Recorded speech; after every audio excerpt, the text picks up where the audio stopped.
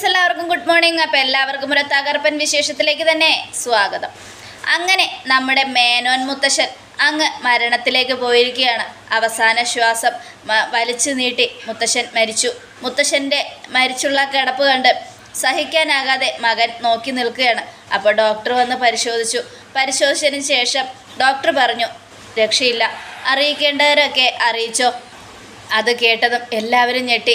കമല പോലും ഞെട്ടലോടെ ഇങ്ങനെ നിൽക്കുക. ഈശ്വര, വൈജയന്തിയോട് ഇതെങ്ങനെ പറയും? അവൾ പറയുകയും ചെയ്തതാണ് ഒരാപത്തും സംഭവിക്കാതെ അച്ഛനെ നോക്കിക്കൊള്ളണമെന്ന്. അവളെ അവസാനമായി കാണണമെന്ന് പറഞ്ഞു. അച്ഛൻ അവളെ കണ്ടു. മരിക്കുന്നതിന് മുമ്പ് മനു എന്ന് വിളിച്ചുകൊണ്ട് മരിച്ചത്. അവനാണെങ്കിൽ ബാംഗ്ലൂർ പോയിരിക്കുകയാണല്ലോ, ഇനിയിപ്പോൾ എന്ത് ചെയ്യും എന്നൊക്കെ ചോദിച്ചുകൊണ്ട് ഇങ്ങനെ നിൽക്കുക. പെട്ടെന്ന് തന്നെ മനുവിനെ വിളിച്ച് കാര്യം പറയണം, ഇല്ലെങ്കിൽ പ്രശ്നമാവും എന്നും പറഞ്ഞുകൊണ്ട് നമ്മുടെ മേനോൻ്റെ മകൻ ഇങ്ങനെ സംസാരിച്ചുകൊണ്ടിരിക്കുക. ഈ സമയമാണെങ്കിൽ മുത്തശ്ശൻ്റെ കണ്ണുകൾ അടച്ചു പതുക്കെ. അതിനുശേഷം മുത്തശ്ശനെ അവിടെ കിടത്തിയിട്ട് എന്ത് ചെയ്യണമെന്നറിയില്ല. കമല പോയി വൈജയന്തിയെ വിളിച്ചു. ഹലോ, എന്താ കമലെ? അച്ഛൻ പോയി. അത് കേട്ടതും ജയന്തി ആകെ ഞെട്ടി. എന്താ പറഞ്ഞേ? അതെ, അച്ഛൻ പോയി എന്നും പറഞ്ഞുകൊണ്ട് കമല ഫോൺ കട്ട് ചെയ്തു. ഈ സമയം എന്ത് ചെയ്യണമെന്നറിയാതെ ആകെ പൊട്ടിക്കരഞ്ഞുകൊണ്ട് ജയന്തി ഇങ്ങനെ നിൽക്കുക. അപ്പോഴേക്കും മനുവിനെ ഫോൺ വിളിക്കുക. ഹലോ മനു, എന്താ അമ്മേ? എടാ, മുത്തശ്ശൻ പോയി. അത് കേട്ടതും എന്നും പറഞ്ഞുകൊണ്ട് ഷോക്കായി മനു തൻ്റെ കയ്യിലിരുന്ന മൊബൈൽ താഴേക്കിട്ടു. അതിനുശേഷം ഹലോ, അമ്മേ, മോനെ, നിൻ്റെ മുത്തശ്ശൻ പോയടാ. നീ എത്രയും പെട്ടെന്ന് ഇങ്ങോട്ട് വാ. അവസാന ശ്വാസം വലിക്കുമ്പോഴും നിന്നെ കാണണമെന്നാണ് പറഞ്ഞത്. അത് കേട്ടതും മനുവിന് എന്ത് ചെയ്യണമെന്നറിയില്ല. പെട്ടെന്ന് തന്നെ മനുവും അവിടെ നിന്നും യാത്ര പുറപ്പെട്ടു. ഈ സമയം അലീനയാണ് കാണിക്കുന്നത്. അലീനയാണെങ്കിൽ അവിടെ നിൽക്കുക. അപ്പോൾ രേവതിയും കൂടെ ഉണ്ടല്ലോ. ഈ സമയം നേരം വെളുത്തു. രേവതിയെ അവിടെ ഒറ്റക്കാക്കിയിട്ട് അലീന പോരാനുള്ള തയ്യാറെടുപ്പില്ല. ചേച്ചി, ഇന്നൊരു ദിവസം കൂടെ നിന്നിട്ട് പോയാൽ പോരെ? അത് പറ്റില്ല മോളെ, ഇവിടെ നിന്നെ മാത്രമാണ് ജോലിക്ക് വച്ചിരിക്കുന്നത്. ഞാനും കൂടെ ഇവിടെ നിന്നാൽ അത് അവർക്കൊരു ബാധ്യതയാവും. അതുകൊണ്ട് പോയല്ലേ മോളെ പറ്റൂ. അതല്ല ചേച്ചി പോയാൽ എനിക്ക് പിന്നെ ഇവിടെ ആരാ? മോളെ, എല്ലാവർക്കും ഓരോരോ സ്ഥലം സെറ്റ് ചെയ്ത് തന്നു മമ്മി. അതുകൊണ്ട് ഇവിടെ നീ നിൽക്കേണ്ടത്. ഇനിയുള്ള സ്ഥലം ചേച്ചിക്ക് പോകാനുള്ളതാണ്. അവിടെ എവിടെയാണെന്ന് മോൾക്ക് നന്നായിട്ട് അറിയാലോ. അവിടെ ചെന്ന് എൻ്റെ കടമകൾ ചെയ്തു തീർക്കണം. എൻ്റെ മുത്തശ്ശനെയും മുത്തശ്ശിയെയും പൊന്നുപോലെ നോക്കണം. അതല്ലാതെ വേറെ വഴിയൊന്നുമില്ല മോളെ. മോള് സഹിച്ച് ക്ഷമിച്ച് നിൽക്ക്. പിന്നെ ജോലിയൊക്കെ കഴിയുമ്പോൾ ഇടയ്ക്കൊക്കെ അങ്ങോട്ട് ഇറങ്ങ്. അത് കഴിഞ്ഞാൽ പിന്നെ നമുക്ക് ഇടയ്ക്കൊക്കെ കാണാമല്ലോ എന്നൊക്കെ പറയുക. അപ്പോഴേക്കും ഗ്രേസി വരുക. നീ പോകാൻ റെഡിയായില്ലേ? പോകുക. എൻ്റെ മോളെ പൊന്നുപോലെ നോക്കിക്കോണം. പൊന്നുപോലെ നോക്കാനോ? ഞങ്ങളെ നോക്കാനാ ഇവളെ ഇങ്ങോട്ട് കൊണ്ടുവന്നത്, അല്ലാതെ ഇവളെ ഞങ്ങൾ നോക്കാനല്ല. ശരിയാണ്, അറിയാം. നിങ്ങളെയും ഇവള് പൊന്നുപോലെ നോക്കിക്കോളും. നിങ്ങൾക്ക് ഇവള് തരുന്ന സ്നേഹം നിങ്ങൾ തിരിച്ച് അങ്ങോട്ടും കൊടുത്താൽ മതി. അതൊക്കെ ഒന്ന് ആലോചിക്കട്ടെ എന്നൊക്കെ പറഞ്ഞ് ഗ്രേസി ഇങ്ങനെ നിൽക്കുക. മോളെ, പോയിട്ട് വരട്ടെ മോളെ. ചേച്ചി ഇടയ്ക്കൊക്കെ വരണേ. എന്നെ കാണാൻ ചേച്ചി വരില്ലേ? അതെന്താണ് നീ അങ്ങനെ ചോദിച്ചത്? നിന്നെ കാണാൻ ഞാൻ വരാതിരിക്കോ? നീ എൻ്റെ പ്രിയപ്പെട്ട അനിയത്തിയാ. നിന്നെയാണ് ഞാൻ വളർത്തിയത്, നോക്കിയതൊക്കെ. അങ്ങനെയുള്ളപ്പോൾ നിന്നെ കാണാതിരിക്കാൻ എനിക്ക് പറ്റുമോ? അറിയില്ല. സ്നേഹനികേതനത്തിൽ ഇനി ഞാനും മമ്മിയും മാത്രമേ ഉള്ളൂ. ഞാൻ പോകുന്നത് വരെ മമ്മി എൻ്റെ കൂടെ ഉണ്ടാവും, ഞാൻ മമ്മിയുടെ. അങ്ങനെയുള്ളപ്പോൾ നീ ഇല്ലാതെ അവിടെ എനിക്ക് നിൽക്കാൻ പറ്റുമെന്ന് എനിക്കറിയില്ല. പക്ഷെ നിന്നല്ലേ പറ്റൂ. ജീവിത സാഹചര്യം നമ്മളെ പലതും പഠിപ്പിക്കും. അങ്ങനെ എന്നെയും ഒറ്റപ്പെടുത്തിയിട്ടുണ്ട്.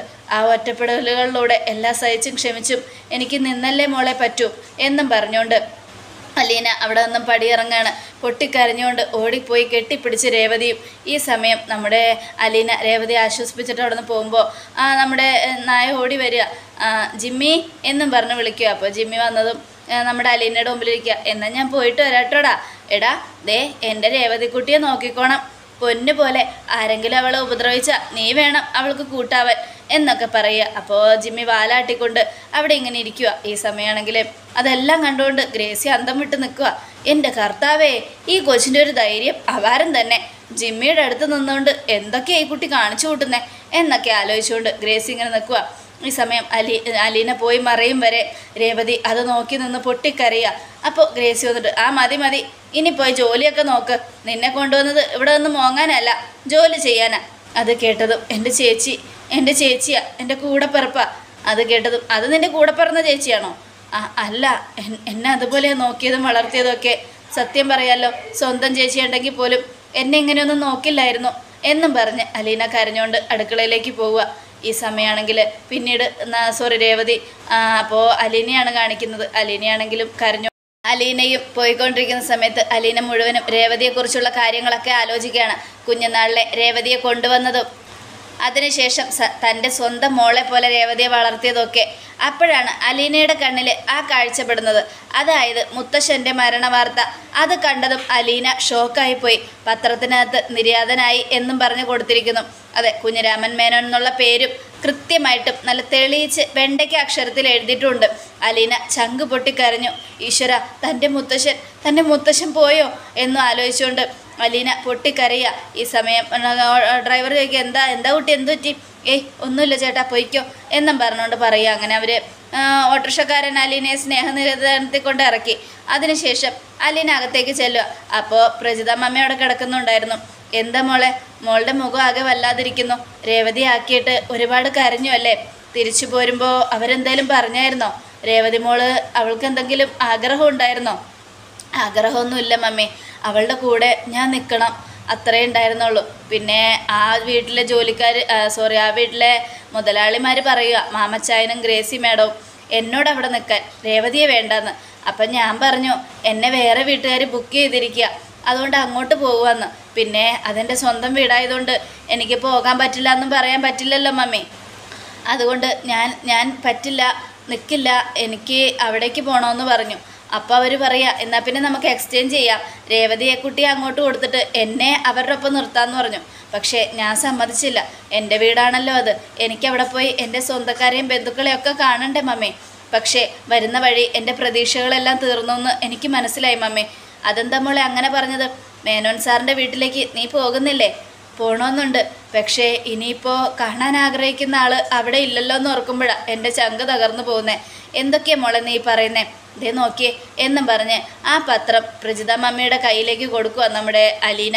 ആ പേപ്പർ വായിച്ച് നോക്കിയതും നമ്മുടെ പ്രജിത മമ്മി തളർന്നു പോയ പോലെ ആയിപ്പോയി. ചങ്ക് തകർന്ന് ചങ്ക് പൊട്ടിക്കരയുന്ന അവസ്ഥ. എൻ്റെ കർത്താവേ, ഇനിയും നീ പരീക്ഷിക്കുകയാണോ?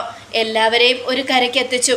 ഇനി എൻ്റെ അലീന മോളോട് എന്തിനാ നിനക്ക് ഈ വെറുപ്പും ദേഷ്യവും ക്രൂരതയും? എൻ്റെ മോള് നിന്നോട് എന്ത് പഴച്ചു? മുത്തശ്ശൻ മരിച്ചു മമ്മി, ഇനി ഞാൻ എന്ത് ചെയ്യും മമ്മി? അവർക്കൊരു ഹോം നേഴ്സിനെ ആവശ്യമാണല്ലോ. മുത്തശ്ശിയെ നോക്കാൻ ഒരാൾ വേണമെന്ന് മുത്തശ്ശനെന്ന് പറഞ്ഞായിരുന്നില്ലേ? ഞാൻ അങ്ങോട്ട് ചെല്ലട്ടെ, ഹോം നേഴ്സായിട്ട് അവിടെ ചെന്ന് നിൽക്കട്ടെ മമ്മി. അത് കേട്ടതും അതിന് നിന്നെ അവിടെ ആർക്കും അറിയില്ലല്ലോ മോളെ. മേനോൻ സാറിനല്ലാതെ നിന്നെ വേറെ ആർക്കും അറിയില്ല.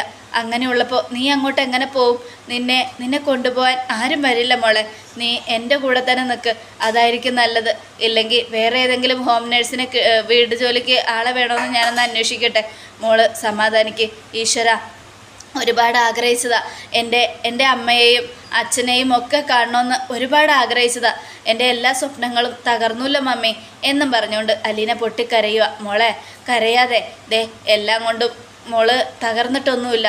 ചിലപ്പോൾ അങ്ങോട്ട് പോകണ്ടായെന്നായിരിക്കും കർത്താവിൻ്റെ തീരുമാനം. അതുകൊണ്ടാണ് മോളെ അങ്ങോട്ട് വിടാതെ തടഞ്ഞത്. എന്തായാലും നമുക്ക് നോക്കാം കാര്യങ്ങളുടെ പോക്ക് എങ്ങോട്ടാന്ന്. ധൈര്യമായിട്ടിരിക്കും മോളെ, ധൈര്യം കൈവിടല്ലേ. എന്തായാലും കർത്താവ് നിനക്കൊരു വഴി കാണിച്ചു തരും, നിന്നെ അങ്ങനെ ഉപേക്ഷിക്കില്ല എന്നൊക്കെ പറഞ്ഞ് അലീനയെ ആശ്വസിപ്പിക്കുക.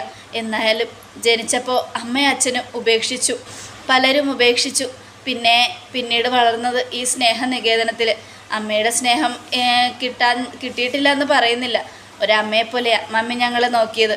പക്ഷേ എന്നാലും എന്തിനാ ഞങ്ങളോട് ഇത്രയും ക്രൂരത ഞങ്ങളെ പ്രസവിച്ച ഞങ്ങളുടെ അമ്മ ചെയ്യുന്നത്? ഞാനും രേവതിയും ചിന്നും ഒക്കെ പാവങ്ങളല്ലേ മമ്മി? ഞങ്ങളെ എന്തിനാ പിന്നെ അവർ ജനിപ്പിച്ചത്? വയറ്റിൽ വെച്ച് തന്നെ ഞങ്ങളെ കൊന്നു കളയായിരുന്നില്ലേ? അങ്ങനെയെങ്കിലും ഞങ്ങൾ സമാധാനിച്ച് തന്നെ ഇരുന്നല്ലോ എന്നൊക്കെ പറയുക. അത് കേട്ടതും നമ്മുടെ പ്രജിത മമ്മി കരയുക. മോളെ സാരമില്ല മോളെ, നീ വിഷമിക്കാതെ, നിനക്ക് കൂട്ടായി ദൈവം ഉണ്ടാവും, നിന്നെ സഹായിക്കും ദൈവം, നീ ധൈര്യമായിട്ടിരിക്കുക എന്നൊക്കെ പറഞ്ഞ് ആശ്വസിപ്പിക്കുകയാണ്. ഈ സമയമാണെങ്കിൽ പിന്നീട് കാണിക്കുന്നത് മുത്തശ്ശനെയാണ്. മുത്തശ്ശനെ കിടത്തിയിരിക്കുകയാണ് കുളിപ്പിച്ച്. ആ ഡെഡ് ബോഡി കൊണ്ടുപോകാൻ നേരമായി. ഇതുവരെയും മനു എത്തിയില്ലല്ലോ. മനു ഇപ്പോൾ വരും, അവനെ ഞാൻ വിളിച്ചായിരുന്നു എന്നൊക്കെ പറഞ്ഞ് അവിടെ പലരും സംസാരിക്കുന്നു. പിന്നെ പലരുടെ സംസാരവും പെരുമാറ്റമൊക്കെ നല്ല മനുഷ്യനായിരുന്നു. ഇത്രയും നല്ല മനുഷ്യൻ എത്ര പെട്ടെന്നാണ് പോയത്? നല്ലവരെ ദൈവം പെട്ടെന്ന് കൊണ്ടുപോകും എന്നൊക്കെ പറയുക. അപ്പോൾ രഞ്ജുവിനും ഹരിക്കും ഭയങ്കര സന്തോഷമായി. കാരണം വയസ്സായ ഒരാളെ നോക്കിയിരിക്കലാണല്ലോ അവരുടെ ജോലിയായിരുന്നത്. അവരൊക്കെ എവിടെയെങ്കിലും പോയാൽ മൊബൈലും പിടിച്ചുകൊണ്ട് മുത്തശ്ശൻ്റെ അടുത്ത് പോയി ഇരിക്കണമല്ലോ. ഇനിയിപ്പോൾ അത് വേണ്ട, മുത്തശ്ശനെ നോക്കേണ്ട ആവശ്യമില്ലല്ലോ. ആ ഒരു സന്തോഷം അവർക്കുണ്ട്. എന്താണെന്ന് വെച്ചിട്ടുണ്ടെങ്കിൽ സ്വന്തം പേരക്കുട്ടികളാണ്.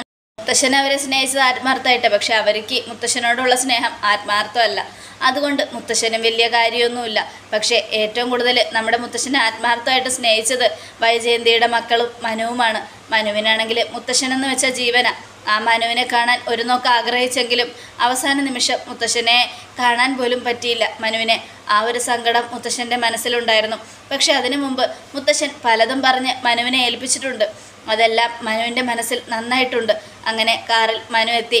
മനു കാറിൽ നിന്ന് ഇറങ്ങി കരഞ്ഞ് നിലവിളിച്ചുകൊണ്ട് മനു അകത്തേക്ക് ചെന്നു. മുത്തശ്ശൻ ചലനമറ്റ് കിടക്കുന്നത് കണ്ട് നമ്മുടെ മനുവിന് സഹിക്കാനായില്ല. മുത്തശ്ശ, മുത്തശ്ശ, എഴുന്നേക്ക് മുത്തശ്ശ, എഴുന്നേൽക്ക് മുത്തശ്ശ എന്നും പറഞ്ഞുകൊണ്ട് മുത്തശ്ശനെ വിളിച്ചു. പക്ഷേ മുത്തശ്ശൻ എഴുന്നേറ്റില്ല. കർത്താവേ, എന്തൊരു കഷ്ടമായത്. പ്രജിത മമ്മി അവിടെ പ്രാർത്ഥിക്കുമ്പോൾ ഈശ്വര, ഇത് എന്തൊരു വിധിയാ എന്ന് മനുവും മേനോനെ കുറിച്ച് ആലോചിച്ച് പ്രാർത്ഥിക്കുകയാണ്. അങ്ങനെ പ്രാർത്ഥനകളെല്ലാം ഒരുപാടുണ്ടായിട്ട് കാര്യമില്ലല്ലോ. മരിച്ചുപോയ മുത്തശ്ശൻ തിരിച്ചു വരില്ലല്ലോ. അങ്ങനെ മുത്തശ്ശനെ കെട്ടിപ്പിടിച്ച് മനു പൊട്ടിക്കരഞ്ഞു. എന്നോട് പറഞ്ഞതാ പോകല്ലേ എന്ന്, അടുത്തുണ്ടാവണമെന്ന്. മരണം ഏത് നിമിഷവും കാത്തു കിടക്കുവാന്ന്. ആ സമയത്താണല്ലോ എനിക്ക് അങ്ങോട്ട് പോകേണ്ടി വന്നത്. എന്നെ കൈവിടല്ലേ ഭഗവാനെ. ഞാൻ എൻ്റെ മുത്തശ്ശന് വാക്ക് കൊടുത്തതാ. ഞാൻ ഇനി പല കാര്യങ്ങളും ചെയ്തു തീർക്കാനുണ്ട്. എൻ്റെ മുത്തശ്ശൻ അതൊക്കെ കാണണമെന്ന് എനിക്ക് ആഗ്രഹമുണ്ടായിരുന്നു. അപ്പോഴേക്കും എൻ്റെ മുത്തശ്ശനെ നീ എന്തിനാ കൊണ്ടുപോയത് ഈശ്വര എന്നും ചോദിച്ചുകൊണ്ട് മനു പൊട്ടി കരയാം. മനു, നീ എന്തായി കാണിക്കുന്നേ, മാറി നിൽക്ക് എന്നും പറഞ്ഞുകൊണ്ട് കമല പിടിച്ചു മാറ്റിയിട്ടും മുത്തശ്ശനെ കെട്ടിപ്പിടിച്ചുകൊണ്ട് നിന്നും നമ്മുടെ മനു പിന്മാറാതെ മുറുക്കെ പിടിച്ചിരിക്കുക. മോനെ മനു, നീ എന്തൊക്കെയാടാ ചെയ്യുന്നേ? എടാ മുത്തശ്ശൻ പോയി, നമ്മളെ വിട്ടു പോയി. നിങ്ങൾക്കൊക്കെ തൃപ്തിയായല്ലോ, സന്തോഷമായല്ലോ. എൻ്റെ ഈ മുത്തശ്ശൻ ജീവിച്ചിരിക്കുന്നത് നിങ്ങൾക്കൊക്കെ ഒരു ഭാരമായിരുന്നു. ഇപ്പോൾ ആ ഭാരം നിങ്ങളുടെ തലേന്ന് ഒഴിഞ്ഞു പോയില്ലേ, ഒരുപാട് സന്തോഷമായല്ലോ എന്നൊക്കെ പറഞ്ഞുകൊണ്ട് മുത്തശ്ശനെ ഒരുപാട് സപ്പോർട്ട് ചെയ്തും താങ്ങിപ്പിടിച്ചു നമ്മുടെ മനു. സ്വന്തം അമ്മയെയും അനിയനെയൊക്കെ വഴക്കു പറയുക. ഈ സമയമാണെങ്കിൽ എടാ മക്കളെ, അച്ഛൻ നമ്മളെ വിട്ടു പോയി, അതിലിപ്പോൾ പറഞ്ഞിട്ട് കാര്യമൊന്നുമില്ല. മനുഷ്യനായിട്ട് ജനിച്ച ഒരു ദിവസം മരിക്കണം. അതിനിപ്പോൾ ഞങ്ങളാരെങ്കിലും പറഞ്ഞു തരേണ്ട ആവശ്യമുണ്ടോ? നിൻ്റെ മുത്തശ്ശന് ഇത്രയും വയസ്സായില്ലേ, അപ്പം പിന്നെ മരിച്ചതിൽ വലിയ തെറ്റൊന്നുമില്ല. അദ്ദേഹം എന്തൊരു അനുഭവം അനുഭവിച്ചത്. ശ്വാസം മുട്ടി ശ്വാസം കിട്ടാതെ പെടയുന്നത് കണ്ടു നിൽക്കുന്നതിനേക്കാൾ നല്ലതല്ലേടാ ഈ ഒരു സങ്കടം. ഇതനുഭവിച്ചു കഴിഞ്ഞാൽ അങ്ങ് തീരും. നിൻ്റെ അച്ഛൻ മുത്തശ്ശൻ സ്വർഗത്തിലേക്ക് പോയി എന്ന് കരുത്. ദൈവങ്ങളുടെ അടുത്തേക്ക് പോയി. നിൻ്റെ അച്ഛൻ ഇപ്പോൾ സന്തോഷത്തോടെ ഇരിക്കുന്നുണ്ടാവും എന്നൊക്കെ പറഞ്ഞുകൊണ്ട് കമലയും ഉപദേശിക്കുകയാണ്. ഈ സമയം നമ്മുടെ മനു സഹിക്കാനാകാതെ അവിടെ പോയി ഇരിക്കുക. ഇരുന്നതിന് ശേഷം പൊട്ടിക്കരയുക. അപ്പോഴാണ് മുത്തശ്ശൻ പറഞ്ഞ കാര്യങ്ങൾ മനുവിൻ്റെ മനസ്സിലേക്ക് കയറി വരുന്നത്. അലീനയെ കൈവിടരുത്, അവളെ കൂട്ടിക്കൊണ്ടുവരണം. നീ വേണം പോയി അവളെ കൊണ്ടുവരാൻ. തനിക്ക് എന്തെങ്കിലും സംഭവിച്ചാലും മറന്നു പോകരുത് അലീനയുടെ കാര്യം. അവൾക്ക് വേറെ ആരുമില്ല. നല്ല പെൺകുട്ടിയാ. ആ പെൺകുട്ടിക്ക് താങ്ങായും തണലായും എപ്പോഴും നീ ഉണ്ടായിരിക്കണം. ഈ സമയം മനു അത് ആലോചിച്ചുകൊണ്ട് ശരി മുത്തശ്ശ, ഞാൻ പോകും. എൻ്റെ മുത്തശ്ശന് ഞാൻ തന്ന വാക്ക് ഞാൻ പാലിക്കും. അലീനയെ കൂട്ടിക്കൊണ്ടുവരും. എന്നിട്ട് മുത്തശ്ശിക്കരികിൽ ഞാൻ ഏൽപ്പിക്കും. മുത്തശ്ശിയെ പൊന്നു പോലെ നോക്കുന്ന പെൺകുട്ടിയെ ഞാൻ സംരക്ഷിക്കും. എൻ്റെ മുത്തശ്ശന് ഞാൻ നൽകിയ വാക്ക് ഞാൻ പാലിക്കും എന്നും പറഞ്ഞുകൊണ്ട് മനു കണ്ണുനീർ തുടച്ചു. അലീനയെക്കുറിച്ച് ആലോചിച്ചു. ഈ സമയം നമ്മുടെ അലീനയാണെങ്കിൽ പൊട്ടിക്കരയുക. തനിക്ക് പോകാനൊരിടമില്ല. പ്രജിത മമ്മിക്ക് എന്തെങ്കിലും സംഭവിച്ചാൽ ഈ അനാഥാലയത്തിൽ ഒറ്റയ്ക്ക് ജീവിക്കേണ്ടി വരുമല്ലോ. സാരമില്ല, എന്തു ചെയ്യാനാ? ദൈവത്തിൻ്റെ വിധി അതാണെങ്കിൽ അത് തന്നെ നടക്കട്ടെ. തന്നെ കൊണ്ടുപോകാൻ ആരും വരില്ല. മമ്മി പറഞ്ഞതുപോലെ തനിക്ക് ഭാഗ്യമില്ലാതെ ജനിച്ച മകളാ ഞാൻ എന്നൊക്കെ പറഞ്ഞുകൊണ്ട് നമ്മുടെ അലീന പൊട്ടിക്കരയുക. പ്രജിത മമ്മിയാണെങ്കിൽ ആശ്വസിപ്പിക്കുന്നുണ്ട്. മോളെ, സങ്കടപ്പെടാതെ മോളെ, കർത്താവ് ഒന്നറിയാതെ ഒന്നും ചെയ്യില്ല. എന്തായാലും നിന്നെ സംരക്ഷിക്കാൻ ദൈവം മറ്റെന്തോ കരുതി വെച്ചിട്ടുണ്ട്. മേനോൻ സാറിനേക്കാളും മുകളിൽ വേറെ ആരെങ്കിലും നിന്നെ സംരക്ഷിക്കാനായിട്ട് വരും. അവരായിരിക്കും നിൻ്റെ ദൈവം, അവരായിരിക്കും നിൻ്റെ എല്ലാം. നീ നോക്കിക്കോ, നിനക്ക് വേണ്ടുന്ന കാര്യങ്ങളെല്ലാം ചെയ്ത് നിന്നെ ഉള്ളം കൈ സംരക്ഷിക്കുന്ന ആള് വരും മോളെ, കർത്താവ് കൊണ്ടുവരും എന്നും പറഞ്ഞ് പ്രജിത മമ്മി നമ്മുടെ അലീനയെ ആശ്വസിപ്പിക്കുകയാണ്. അതെ, സത്യമാണ്. കർത്താവ് കൊണ്ടുവരുന്ന ആള് മനു തന്നെയാണ്, മനു ശങ്കർ. ഇനി നമ്മുടെ അലീനയുടെ എല്ലാ കാര്യങ്ങളും നോക്കി നടത്തുന്ന ആളായിട്ട് തന്നെ മാറും.